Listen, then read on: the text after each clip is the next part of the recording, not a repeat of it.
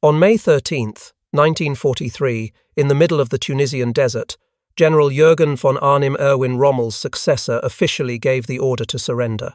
Alongside him, over 250,000 to 275,000 German and Italian soldiers laid down their arms before the Allied forces.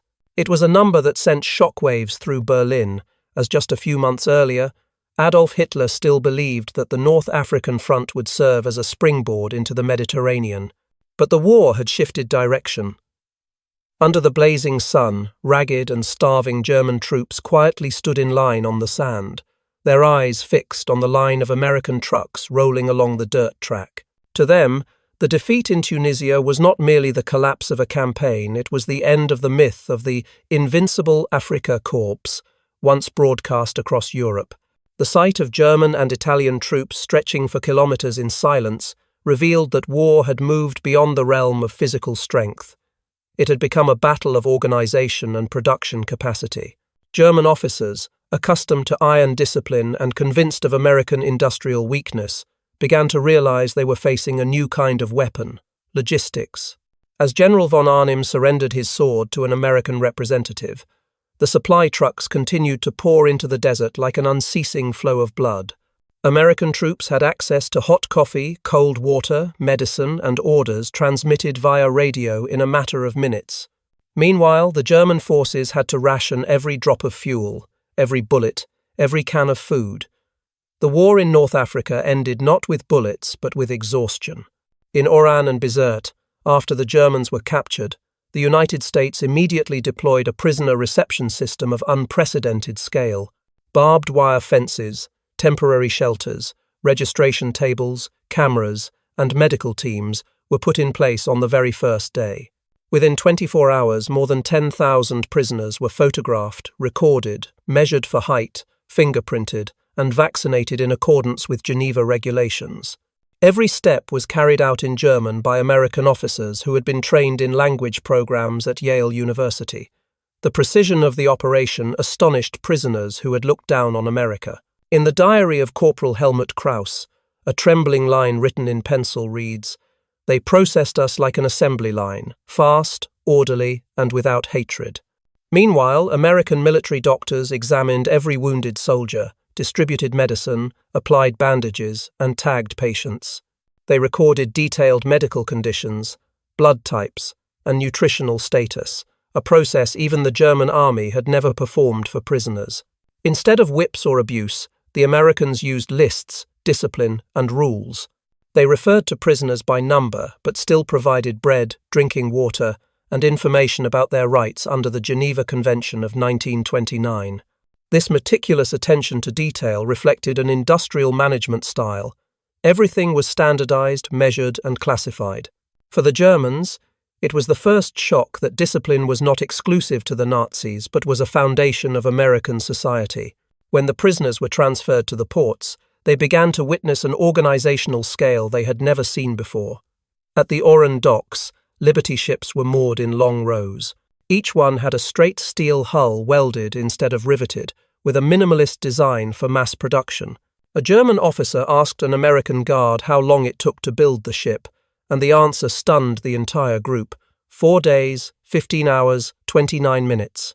It was the SS Robert E. Peary, the world record holder for fastest launch time, built at the Kaiser shipyard in Richmond, California. In Germany, building a similar cargo ship took at least 3 months. For America, that number was 4 days. Each Liberty ship consisted of more than 250,000 components, assembled from 32 different states. Engines were made in Detroit, steel in Pittsburgh, windshields in Ohio, and electrical systems in New Jersey. These factories, separated by thousands of miles, operated in unison, as if an entire continent were working a single shift together. When the German prisoners were ordered aboard, they saw American sailors operating the ship while chatting and tossing cigarettes into the sea because they were stale. To them, it was absurd. In war, Germans counted every bullet, every can of oil. Americans discarded entire crates once they expired. Ships departing from Algeria carried tens of thousands of prisoners across the Atlantic. Each month, around 30,000 people were transported. with the journey lasting 2 weeks. The Liberty Fleet became an arterial route, bringing fuel and weapons to Europe and transporting prisoners to the United States on the return leg. Not a single square meter was wasted. Every inch was calculated. This was the first time in history that a nation could coordinate such intercontinental logistics on this scale in such a short period. On deck, many German officers tried to understand how America had managed to achieve this. Lieutenant Wilhelm Radke, a mechanical engineer captured in Tunisia, wrote in his journal, "I cannot comprehend how a democratic country can mobilize resources like our army. They work without threats. They believe in process." That realization marked the first crack in their Nazi faith. They began to see that the enemy was not chaotic or weak, as propaganda claimed, but an industrial machine bound together by a belief in efficiency. The sea voyage marked the beginning of a silent psychological shift. At night, from the ship's deck, they saw the beams of American lighthouses shining straight into the sky, unshaded, without blackout. In one officer's diary, it was written, "They dare to let the light spread freely, while we live in darkness out of fear of bombs." That light was not just electricity, it was a symbol of belief. For those who had been taught that freedom equaled chaos, the sight of an illuminated America during wartime could not be explained by ideology. Below deck, German and Italian soldiers were given blankets, standard rations, and regular medical checkups. They were informed that upon arrival in the United States, they would be housed, given work and education opportunities, and treated according to international law. It was a promise most did not believe but could not ignore. That cold, stable organization silenced many, and the talk of victory dwindled. Some began asking the guards about New York City, about Chicago, about land and jobs. These questions were not out of curiosity, but out of a need to understand the one who had defeated them by means beyond the battlefield. The Wehrmacht had believed in meticulous craftsmanship, convinced that one German cannon could outshoot 10 American ones. But when they saw the Liberty ship production lines, they understood that modern war was not decided by precision, but by output. Germany had built an army like a Swiss watch, sophisticated but small. America built a society like a steel mill, bulky but limitless. That difference was not a matter of military doctrine, but of philosophy of life. Aboard the ship in the middle of the Atlantic, amid the roar of engines and the cold wind, many German soldiers began to write their first reflections on a changing world. Sergeant Franz Müller wrote, "This enemy wins not by genius, but by organization. They do everything as if it had been planned before the war even started." The voyage to America became a journey through layers of awareness, from pride to doubt to recognition.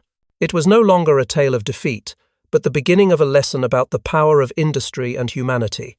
When the Liberty ships docked in Virginia, the summer sun reflected off the water.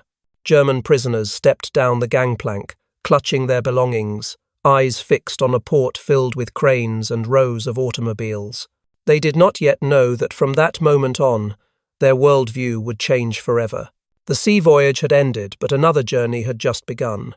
A journey into discovering an America they had been taught was weak, now revealed as a symbol of unexpected strength. This was the starting point for the entire story of awe, doubt, and awakening experienced by hundreds of thousands of German prisoners, those who stepped out of war, and into the greatest lesson of the 20th century, that industry and humanity can coexist within a single nation. In August of 1943, after a 2-week journey across the Atlantic, the first groups of prisoners of war set foot on American soil at Norfolk Naval Base, Virginia. This port, spanning 4,300 acres, was the largest naval base in the world at the time. From the deck of the Liberty ship, they saw gigantic cranes moving in perfect rhythm like a massive machine. Within a single day, the port handled more cargo than Hamburg, the largest commercial port in Germany, did in an entire week. As many as 47 cargo ships were simultaneously being loaded and unloaded, with the entire operation fully electrified. No coal smoke, no shouting voices, only the steady, cold, and precise hum of electric motors.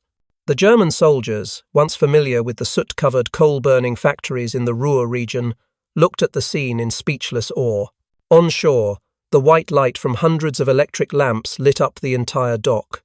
They had never seen a country at war leave everything so brightly illuminated.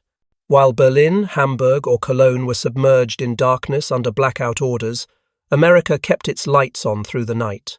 One prisoner wrote in his diary, "Here, people are not afraid of the dark, they control it." That sentence clearly reflected their first shock at the contrast between the two worlds. To the Germans, nighttime light was a luxury. To the Americans, it was a standard. On their way to the intake station, the prisoners passed parking lots filled with civilian cars. They saw hundreds of Fords, Chevrolets, and Studebakers owned by workers, drivers, and port staff. A sergeant asked an American guard whether those cars belonged to officers, and the guard laughed. "No, those are workers' cars." To them, this defied every social concept propagated in Europe.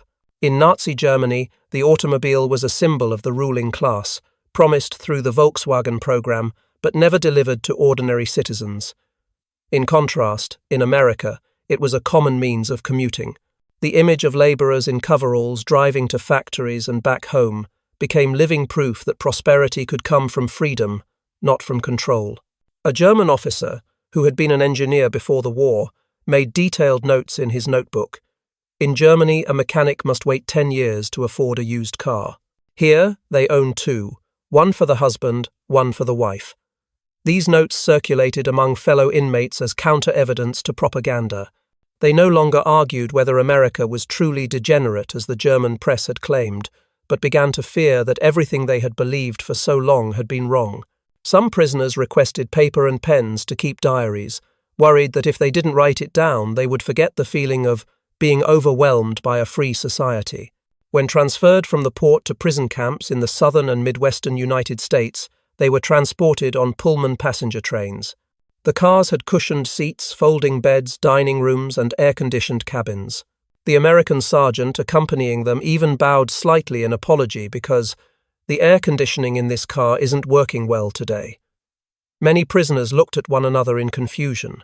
In their minds, air conditioning was a luxury found only in Hitler's private train, yet here it was in cars used for transporting prisoners. An older officer whispered, "If this is how they treat their enemies, I can't imagine how their own soldiers live." Oh, the train journey lasted 3 days, passing through Virginia, Tennessee, and Kentucky, offering the first real lesson in how a democratic society operates. No one lectured them, but everything outside the window served as the answer. Along the way, towns followed one another, each with streetlights, glowing advertisements, and stores open late into the night.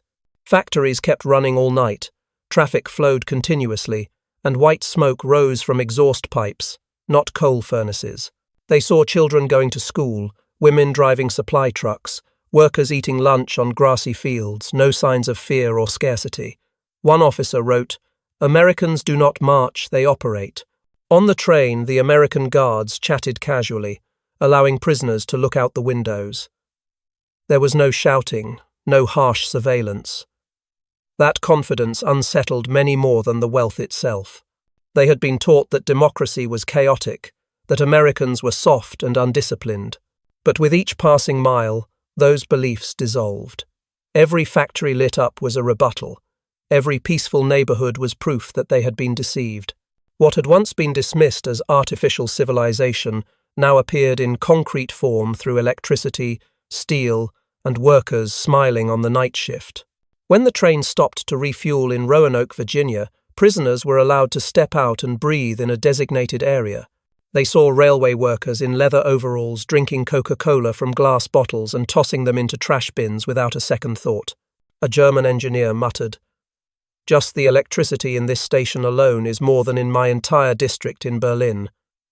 Indeed, according to German electrical engineer Heinrich Müller, a single average American train station consumed as much electricity as an entire residential district in Berlin. Upon returning to the train car, he wrote in his diary, "We are not losing because of spirit, but because of capacity. Through Tennessee and Kentucky, the scenery changed, but the lights never dimmed. Small factories, gas stations, farms, and shops all had electricity. The Rural Electrification Administration program, begun in the 1930s, had brought electricity to 90% of Texas farms by 1943. In Germany, before the war, only 20% of farms had electricity. That difference stunned many prisoners, especially those from rural backgrounds. They recalled the nights in their villages, where darkness blanketed everything and the distant echo of bombs could be heard, and then looked out the train window to see thousands of twinkling lights stretching across the horizon. A new world was revealing itself. Those who once believed in the superior nation now sat silently, no one speaking. At every stop, they saw truck convoys, workers, and countless illuminated signs. One officer whispered, "This is not a country of propaganda. This is the world's giant factory." That feeling was not mere admiration, but the psychological collapse of an entire generation taught that only Germany understood order. Now, that very order stood across the ocean, in the hands of a democratic nation. As the train crossed the bridge in Louisville, the light reflected on the Ohio River like strips of fire. Some prisoners stood still, staring through the glass. They had travelled thousands of kilometres from the deserts of Tunisia to this place, carrying with them a pride now shattered by electric lights. From Norfolk to Kentucky, from port to countryside, they had witnessed a civilization that no bullet could describe. On every stretch of the journey, America told its story in steel, electricity, and the steady operation of millions of people. As the train continued south, many prisoners remained awake. Outside the window, the lights of distant towns faded, then reappeared. One man wrote, "If Germany could see this, the war would have ended long ago." In the darkness of the train car, amid the rhythmic clatter of metal, a new awareness took shape. Victory does not belong to the nation that shouts the loudest, but to the one that knows how to organize. They had arrived in America, and America had begun to teach them their first lesson in the power of civilization. As the train carrying the prisoners continued across the Midwest, America appeared to them as a giant machine operating without rest. The initial impressions in Norfolk were only the beginning. By the time they passed through the industrial centers of the country, everything propagated from Berlin had completely collapsed. In the first 3 weeks on American soil, dozens of German engineers, workers, and officers began documenting what they saw. Not glamorous scenes, but numbers that silenced an empire once convinced of German technical superiority. When the train reached Tennessee, the group of prisoners was informed they would temporarily work near the Alcoa plant, a symbol OTHEF, the American aluminum industry. This factory stretched for 3 miles along the Tennessee River, consuming 175,000 kilowatts of electricity, a figure that exceeded the total consumption of the entire city of Munich at the time. The electric furnaces glowed red, white smoke rose without pause, but what amazed them even more was the scale of organization. One Alcoa aluminum smelting line operated 24 hours a day, in 3 continuous shifts, each worker on an 8-hour schedule, with breaks, wages, and medical insurance. Meanwhile, in Germany, similar plants relied on forced labor, 12-hour shifts, insufficient fuel, and frequent bombing disruptions. Engineer Otto Reinhardt, who had worked for IG Farben, wrote in his notebook, "One American factory equals 4 Germanys combined." He was not exaggerating. According to statistics, the United States produced 800,000 tons of aluminum and alloys annually, while Germany had never exceeded 150,000 tons, even when exploiting all available resources. Not only aluminum, but synthetic rubber was also an area where German engineers had to admit defeat. In Louisville, Kentucky, the train stopped near the industrial zone of Rubbertown, home to 4 major synthetic rubber production plants. These facilities were built in just 18 months and reached a capacity of 800,000 tons per year, while the entire German industry, even as the nation that invented the Buna synthetic process, only managed 120,000 tons per year at its peak. A German officer murmured, "We invented it. They turned it into an economy." The difference no longer lay in technical level, but in the philosophy of production. America relied on assembly lines, standardization, and a trained workforce. Germany relied on craftsmanship, closed systems, and loyalty. The numbers became a direct blow to Nazi pride. As the prisoner convoys passed through Ohio, they saw trucks carrying coal, oil and ore stretching for tens of kilometers. Railroads ran 3 parallel lines, and cranes operated continuously without supervision. Everything seemed like a giant organism, each part knowing its function. A German officer noted in his diary, "Here, discipline does not come from fear, but from habit." On the way to Michigan, they heard about a particular factory, the symbol of American industrial might, Ford Willow Run. This facility was built in 9 months, an unprecedented record, and was the site of B-24 Liberator bomber production. The factory covered 2.5 million square feet, employing 42,000 workers in 3 shifts. Every 63 minutes, a completed bomber left the assembly line, carrying 1,550,000 components supplied by 1,500 subcontractors across the United States. Reading that information in the prison camp newspaper, engineer Heinrich Becker, who had supervised the Heinkel aircraft assembly line, had to write in his diary, "It's not that we are inferior, it's that we are too small. Germany is a workshop. America is the factory of the entire planet." That sentence was later cited in many military history documents. In reality, Willow Run alone consumed more electricity than the entire city of Cologne. Prisoners saw images of the plant in American newspapers, where female workers wore overalls, held welding torches, stood on aircraft wings, and smiled. They had never imagined that a society could both produce and maintain such a spirit. As the train passed through the Midwest, the scenery on both sides turned golden with wheat fields. Here, they witnessed something even harder to believe than heavy industry, mechanized agriculture. A single farm in Nebraska or Kansas could be operated by a few people and a combine harvester. According to engineer Carl Degenhardt's estimate, one American combine harvester had the productivity of 100 German farmers. Each field stretched for miles, where tractors moved like ships across a sea of grain. Farmers wore shirts, hats, sat in cabs with radios, drank cold water from metal containers, worked 8 hours, then rested. America's average wheat yield was 60 bushels per acre, while Germany reached only 30 bushels on its best lands. A 16-year-old American boy drove a tractor worth more than my father's lifetime possessions, according to prisoner Wilhelm Hoffman. The boy said through an interpreter that his family was waiting for a new model from John Deere, stronger, more fuel-efficient. To the Germans, it sounded like science fiction. They had been taught that farmers were a class to be protected, but in America, farmers were small capitalists. They had electricity, cars, and a voice in society. From the train windows, German officers saw rows of grain elevators. Each silo stood tens of meters tall, enough to feed an entire German city for months. When the train passed through St. Louis, they looked down at the Mississippi River, where barges loaded with grain slid beneath the Eads Bridge. The amount of wheat alone on those barges exceeded Germany's entire production in 1942. One person wrote in a diary, "They transport food like we transport ammunition." At inland ports, automated cranes scooped grain into storage, while workers ate hamburgers and monitored control panels. One prisoner noted, "They treat food the way we treat ammunition." That statement spread among the Germans, copied repeatedly as proof that America did not fight with propaganda, but with productivity. That organized abundance led many prisoners to understand that America's victory was not due to luck or numbers, but because it had turned production into a national religion. In Germany, industry served the war. In America, the war served industry.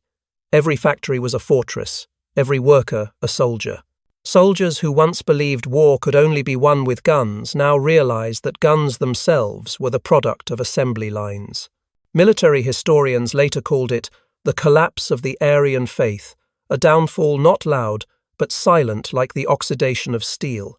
Prisoners once proud of German engineering looked out the window, saw thousands of smokestacks and tens of thousands of spinning wheels, and understood that every myth had ended.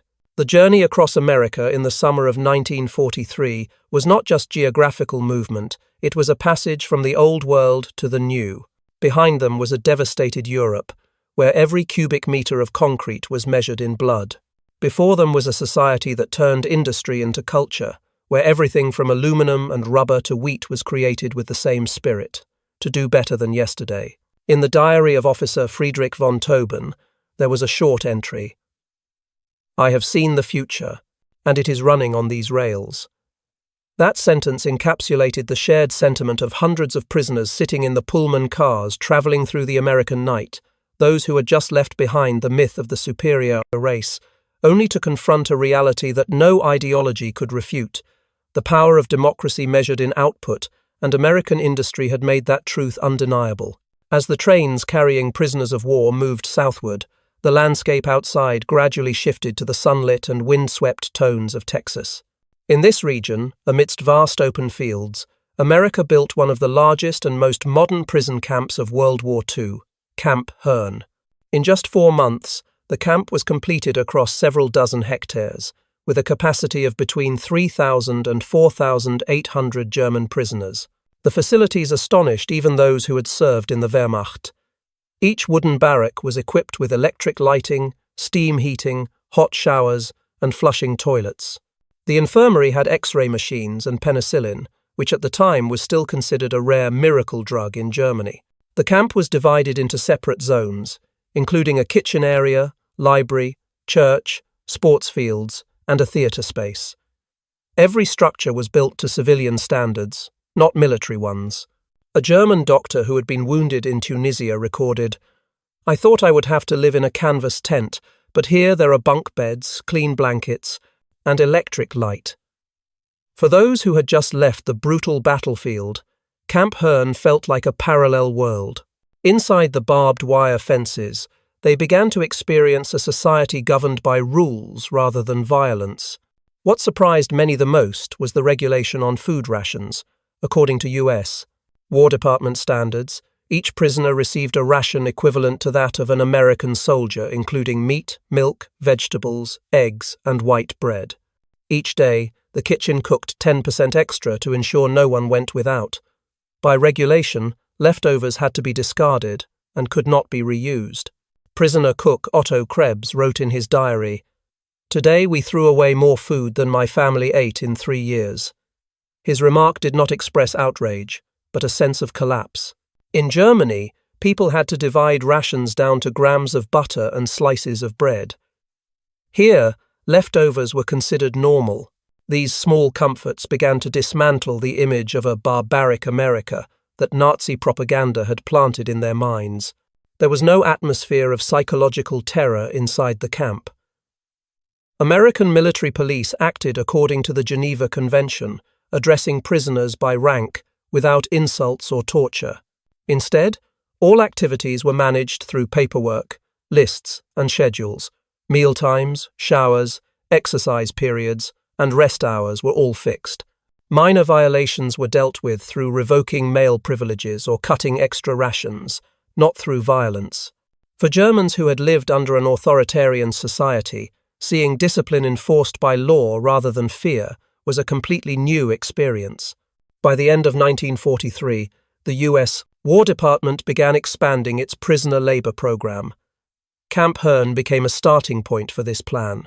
According to statistics, more than 46 states accepted prisoners to assist in agricultural production, lumbering, food processing, and public works.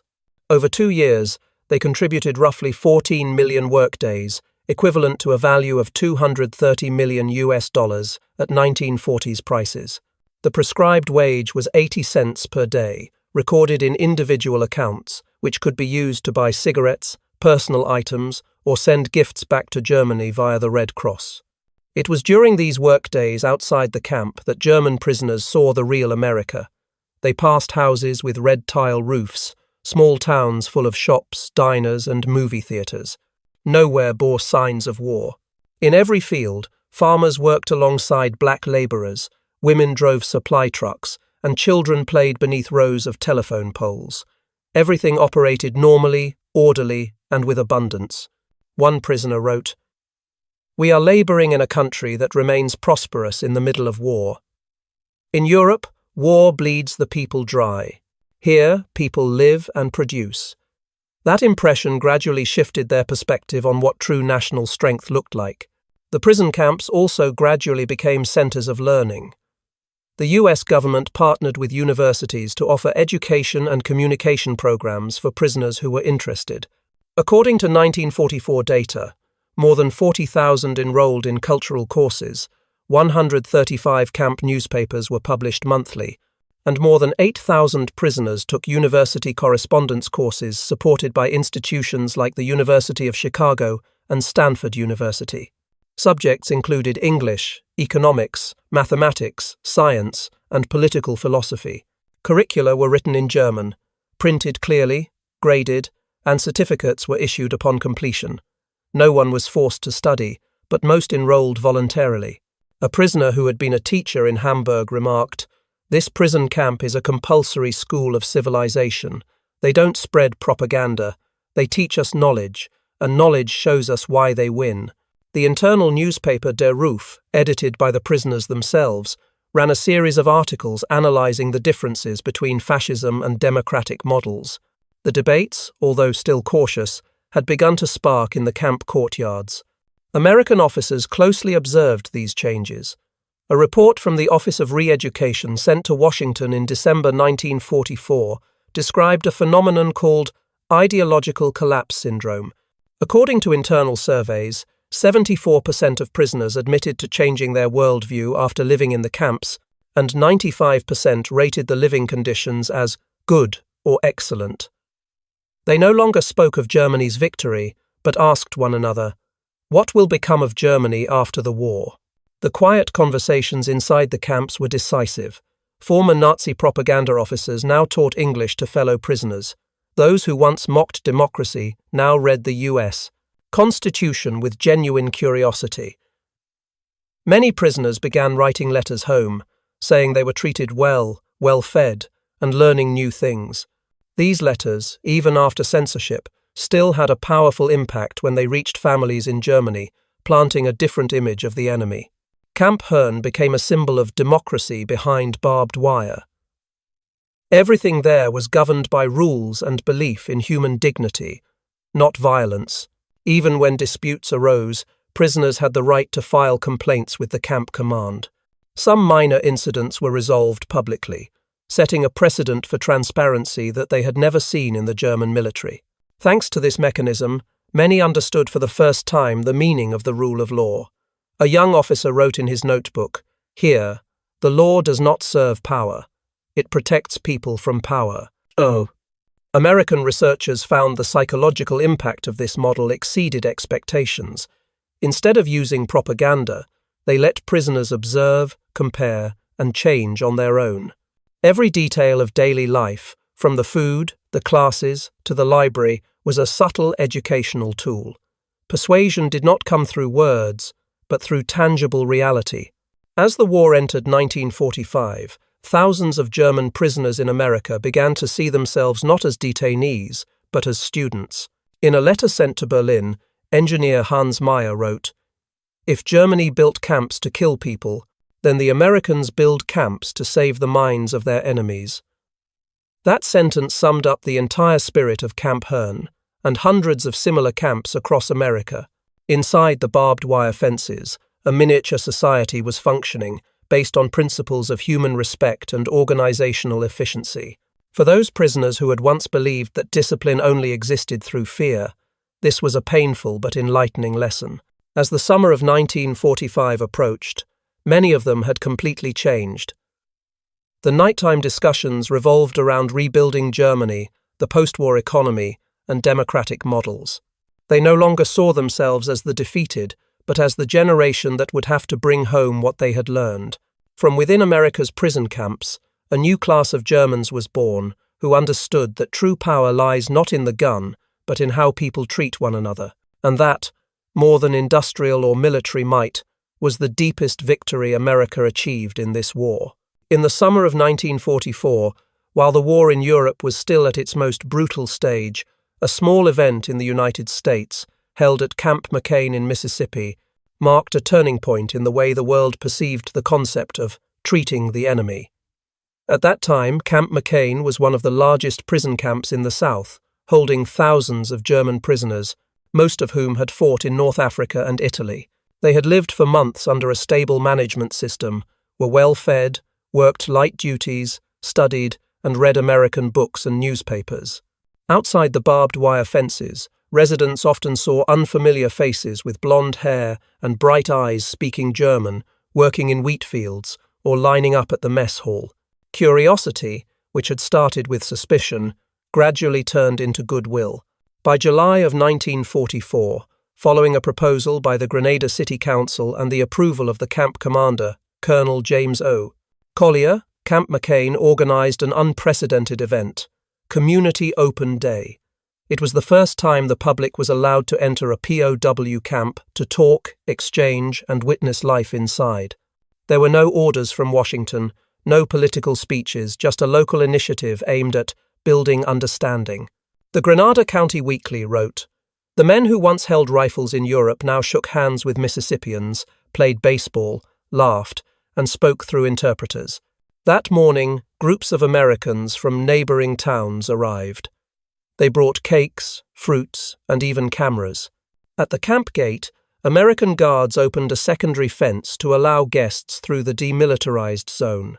German prisoners, dressed in grey-blue uniforms, lined up neatly, standing with awkward expressions. An American officer said simply, 'Today, you are guests, not prisoners.' Those words, seemingly simple, caused more than a few to lower their heads. In the midst of a global war, fueled largely by hatred, America dared to open the gates of its prison camps. No other nation had done such a thing. That afternoon, Camp McCain's central yard turned into a makeshift baseball field. The German team, made up of former engineers and artillerymen, faced off against the American troops. The stands were improvised from wooden benches. The audience was composed of local farmers, women, and children. When the first pitch was thrown, cheers erupted like a festival. Children ran along the fence asking for autographs from the prisoners as if they were athletes. A middle-aged woman carrying a basket of homemade cakes said through an interpreter, "My mother always said a hungry man is no longer an enemy." That sentence, later written in a prisoner's memoir, became a symbol of the day. Between spectators and players, the sense of caution gradually disappeared. A local reporter described it, "No one thought they had once stood on opposite sides of the battlefield." When the game ended, Americans and Germans took pictures together, shared cakes and coffee. A prisoner named Friedrich Albrecht, 28 years old, wrote in a letter to his mother in Hamburg, "Today I shook hands with Americans. They asked about my family. I do not know whether to feel ashamed or grateful. I was taught they were demons, but I saw them smile, and I understood they hated war, not us." The event went smoothly, with no security incidents. That night, Colonel Collier reported to the War Department that the open day was more successful than expected, no prisoner violated discipline, and no civilian showed hostility. The news spread quickly, with newspapers from Jackson to Memphis reprinting the story. One journalist commented, "Americans can fight fiercely, but are also confident enough to extend a hand to the defeated." The impact of Community Open Day did not end in Mississippi. After the Camp McCain event, the War Department decided to expand the model under the name Community Visit Program, piloted at over 40 POW camps across the United States between 1944 and 1945. Religious groups, women's associations, and schools were allowed to send books, cakes, or letters to the prisoners. Many churches even held hymn-singing sessions in German so prisoners could participate. According to a report by the Provost Marshal General's Office in September 1944, camps that implemented the Community Interaction Program recorded a 35% increase in prisoner cooperation and more than a 50% drop in internal conflicts. These numbers surprised Washington, as they represented results that political propaganda could never achieve. Prisoners became more engaged in work, studies, and following regulations. Many began volunteering to help American farmers harvest crops, repair roads and bridges, or teach German to local children. Military psychologist Major Paul Newland, who monitored the program, wrote in his notebook, "It was not political lessons that changed them, it was the moment they witnessed natural kindness." He explained that when people are faced directly with decency, all theories of hatred dissolve. The exchanges included no speeches, no flags or banners, just ordinary acts, sharing a drink, talking about family, playing sports together. But those simple actions changed how thousands of prisoners viewed democracy. In the fall of 1944, the program expanded to the states of Texas, Oklahoma, Nebraska, and Wisconsin. Each place had its own variation. In Texas, prisoners held outdoor concerts with local schoolchildren as the audience. In Oklahoma, women's associations brought gift boxes with cigarettes, soap, and thank you notes for helping American farmers. These small events were not strategic in scale, but they created what American officers called a post-war psychological blow. When Germans saw democracy in action, they began to want to replicate it, not resist it. In letters sent back to Germany through Switzerland, many prisoners recounted their experiences. One wrote, "I ate at the same table as Americans. They were not afraid of me. They did not look down on me. They treated me as a human being. In Germany, that kind of treatment was only for party members." Such lines, passed from family to family, made their way into a homeland in ruins, planting the image of a different America neither arrogant nor propagandistic, but morally powerful. Many observers realized that the spontaneous humanity of the American people had become the most effective propaganda tool. Without loudspeakers or slogans, their actions were living proof that democracy could yield strength. As other camps followed Camp McCain's lead, the United States had nothing more to prove. The behavior of its people had become its political statement.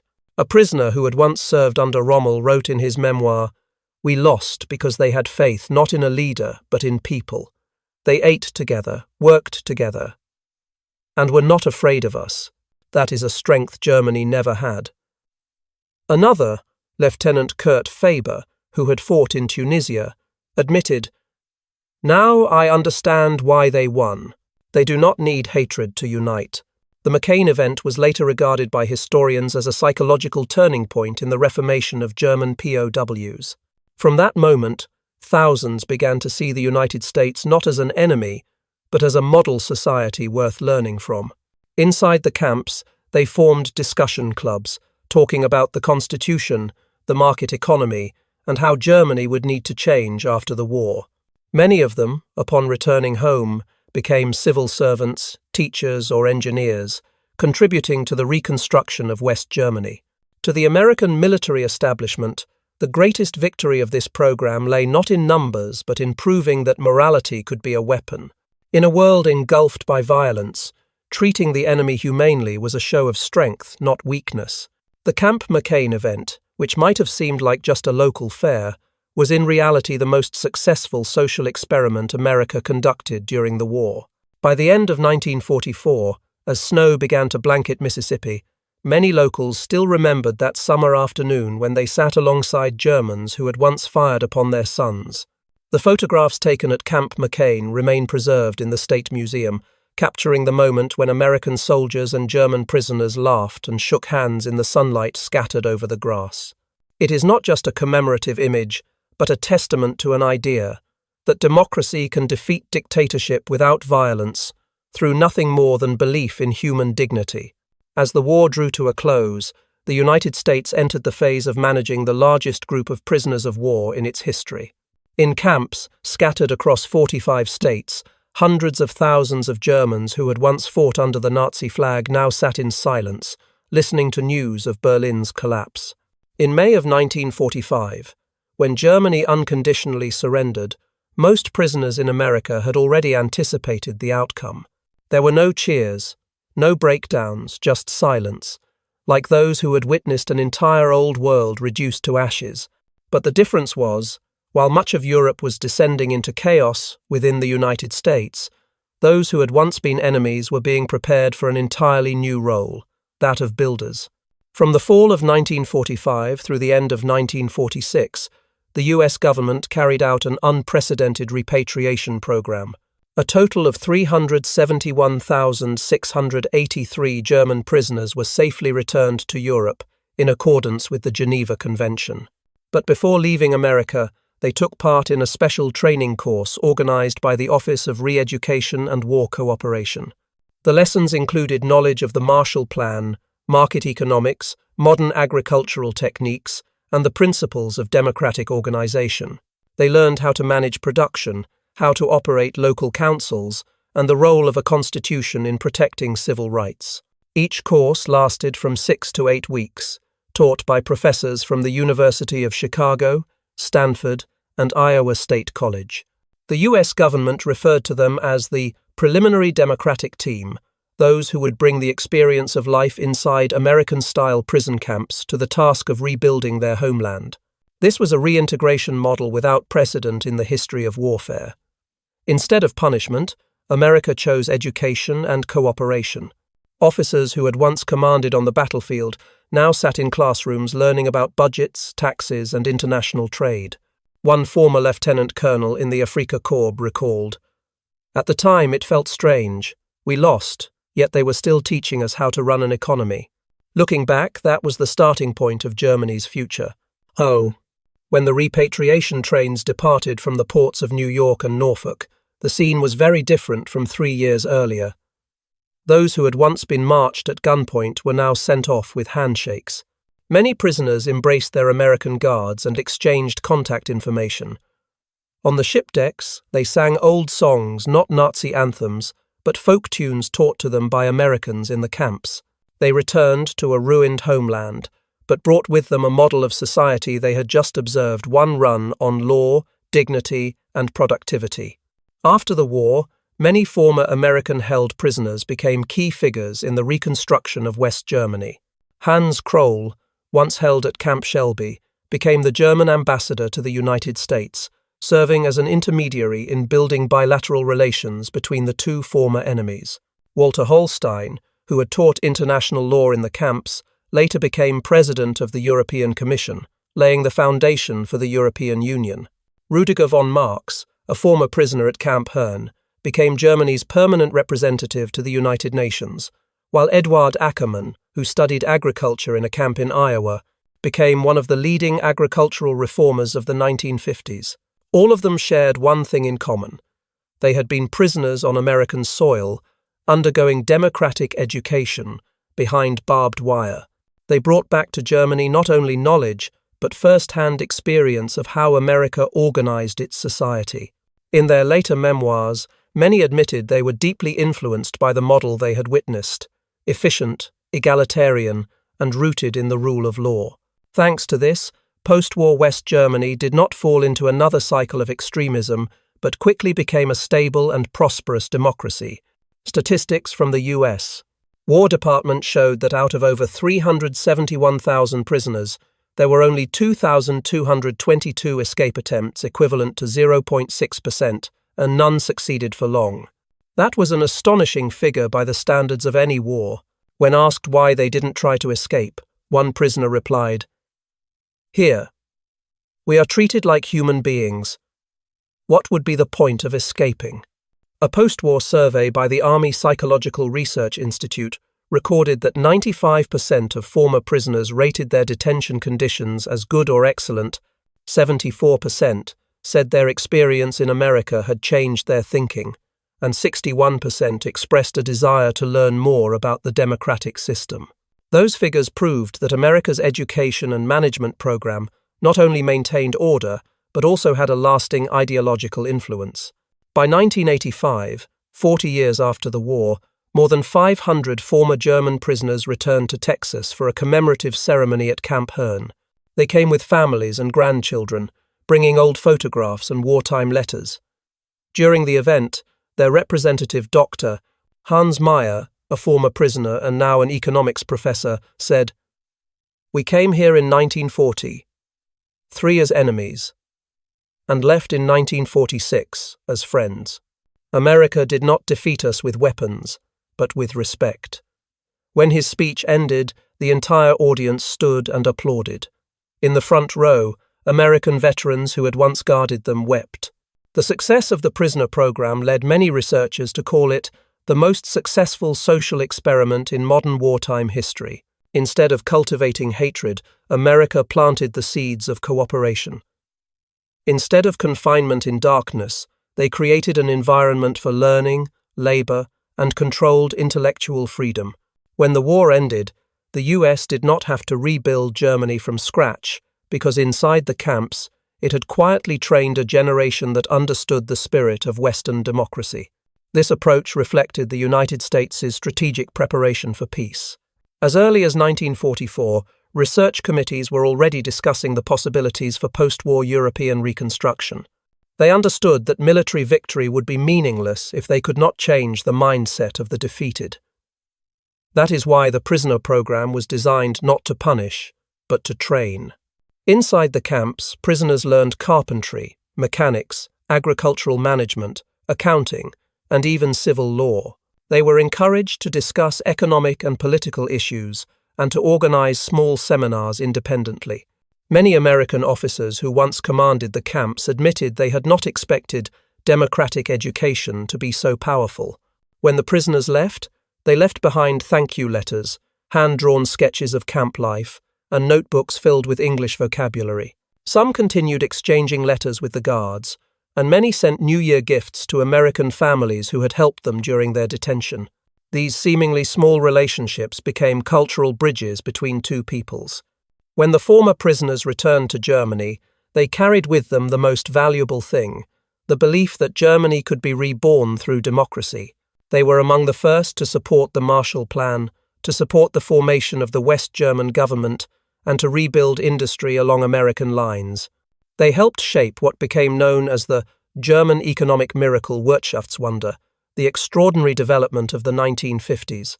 Historian Arnold Kramer observed, "The Americans won not just because of output, but because they taught their enemies how to live better."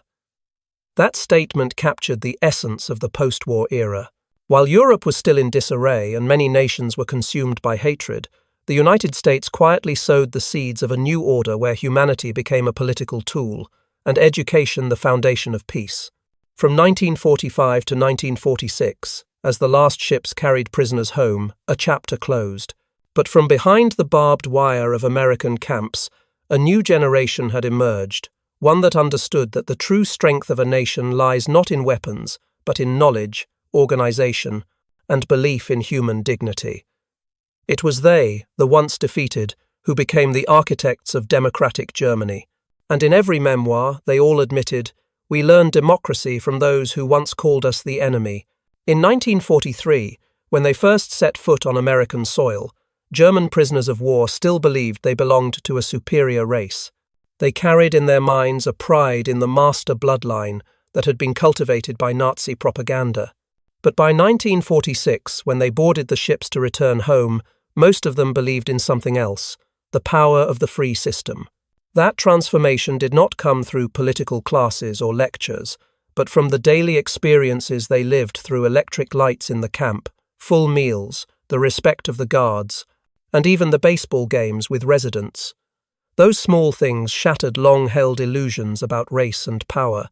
When they returned to Germany, they brought with them memories of another world, where freedom did not mean chaos, where discipline walked hand in hand with humanity. Many referred to themselves as witnesses of the new world. They had been born twice, once in war and once in captivity. Their story was proof that a defeated man could be reformed, as long as he was treated as a human being. In the memories of many former prisoners, the Americans who guarded them were not victors, but silent guides. Historian Arnold Kramer, in his research on German POWs in America, wrote, "Every loaf of bread, every light bulb in the camp was a lesson in freedom." That sentence summarized the soft power the United States had wielded during the war. No slogans, no propaganda America persuaded through reality. A well-functioning democracy was a louder testament than any speech.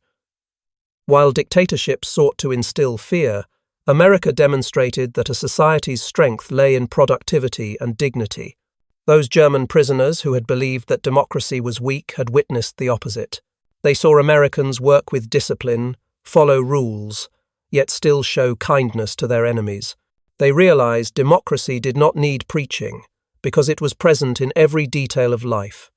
In the kitchen that had surplus rations, in the classroom that allowed debate, in every prison cell where laws protected individuals from power. The way America operated became the most convincing message that freedom, when organized by reason, could generate strength far beyond any system of coercive control. The influence of that experience did not stop at America's borders. After 1945, the generation of returned German prisoners brought their new ideas into a shattered society. Many became civil servants, journalists, engineers, and teachers. They were among the first to support administrative reforms, respect for individual rights, and cooperation with the West. Throughout the 2 decades after the war, this group became a bridge between Germany and the United States, laying the groundwork for the Atlantic Alliance, NATO, founded in 1949. They were the first to prove that democracy could reform its enemies. At international conferences, many American statesmen cited the POW program as a successful experiment in humanitarianism. The German-American partnership after the war was not merely a result of political calculation, but the natural extension of a relationship forged in captivity. Those who had once been held under the American flag now became its partners. That story was evidence that victory through values had a longer-lasting impact than victory through firepower. From the ashes of Europe, these former soldiers helped rebuild the continent with lessons learned in captivity. They understood that prosperity did not come from control, but from cooperation. In the 1950s, as West Germany entered the era of Wirtschaftswunder, the German economic miracle, many of the policymakers had once been POWs in America. They applied mass production models, scientific management processes, and the American work ethic. The combination of German discipline and American efficiency turned a ruined nation into the leading economic power of Europe in just a decade. At a deeper level, this enlightenment changed how humanity understood war. Throughout history, war has always been linked to destruction and vengeance. But through the way America treated prisoners, the world saw another possibility: victory through education. Humanness was not only a moral quality, but also a political strategy. When enemies are transformed through respect, victory becomes lasting. Scholars called it the soft power of democracy, a weapon that kills no one but convinces many. Looking back, the seemingly dry statistics tell the story of an era. More than 371,000 German POWs held in the US, 40,000 enrolled in classes, 135 newspapers published within the camps, and only 2,222 escape attempts, none of which succeeded in the long term. These figures reflect the effectiveness of a model based on human dignity and organization. When those men returned, they did not carry resentment, but a desire to build.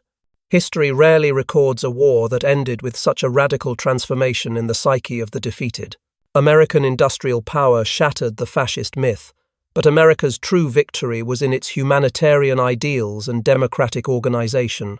While European cities were still rebuilding brick by brick in remote prison camps on American soil, a quiet spiritual reconstruction was already underway. There, it became clear that weapons could win territory, but only knowledge and compassion could win people. That war ended not with bloodshed, but with enlightenment. The German soldiers who returned home were no longer Hitler's warriors, but messengers of a new ideology. They told stories of Americans who had taught them how to live, how to organize, and how to respect one another.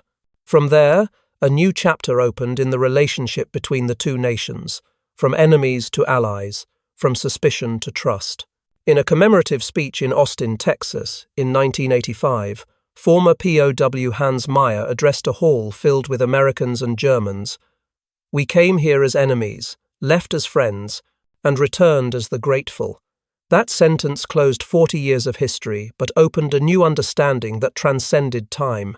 From the prison camps on American soil, a new generation of Europeans was born, carrying with them the lesson that humanity could rebuild the world. Those who once held rifles were now writing constitutions, those who once fought were now building factories, and those who once feared democracy were now its defenders.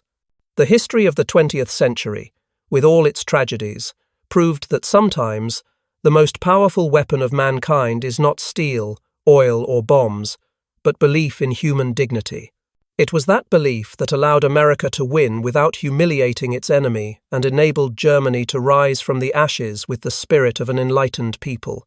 The war ended, but the lesson of the power of humanity remains timeless for all humankind.